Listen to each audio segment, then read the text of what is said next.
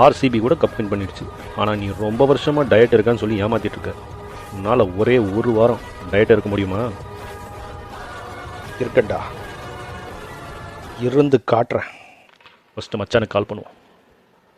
Hello மச்சான், உன் ஜிம்மோட fees detail, equipment list, AC temperature level எல்லாத்தையும் எனக்கு உடனே வாட்ஸ்அப் பண்ணுறேன். ஏன்னா நான் இன்னிலேருந்து ஜிம்மு ஜாயின் பண்ணி டயட் இருக்க போகிறேன். போன வருஷமும் இதே தானடா சொன்னேன். அது போன வருஷம், இது இந்த வருஷம். சீக்கிரம் அனுப்புடா வெண்ண. கேள்வி கேட்குறான். அடுத்து அண்ணாச்சி. ஹலோ அண்ணாச்சி, எப்படி இருக்கீங்க? எல்லாம் வேலை நேரத்தில் எதுக்கு கால் பண்ணியிருக்க? சீக்கிரம் சொல்லு. அதாவது அண்ணாச்சி, உங்கள் கடைக்கு பக்கத்தில் போட்டிருக்கிற அந்த ஜங்க் ஃபுட் ஸ்டாலை உடனே எடுத்துருங்க.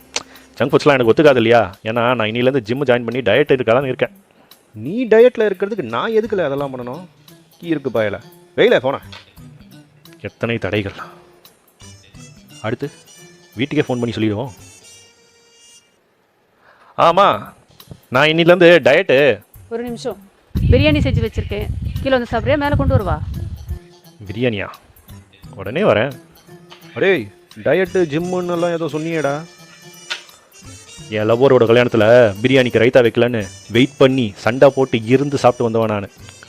பிரியாணி தாண்டா ஃபஸ்ட்டு, டயட் ஆகுது, ஜிம் ஆகுது. ஆமாம், அது சிக்கன் பிரியாணி மட்டன் பிரியாணியா? அந்த கத்திரிக்காய் ரைத்தாலாம் இருக்குல்ல. ரைட், உடனே வரேன்.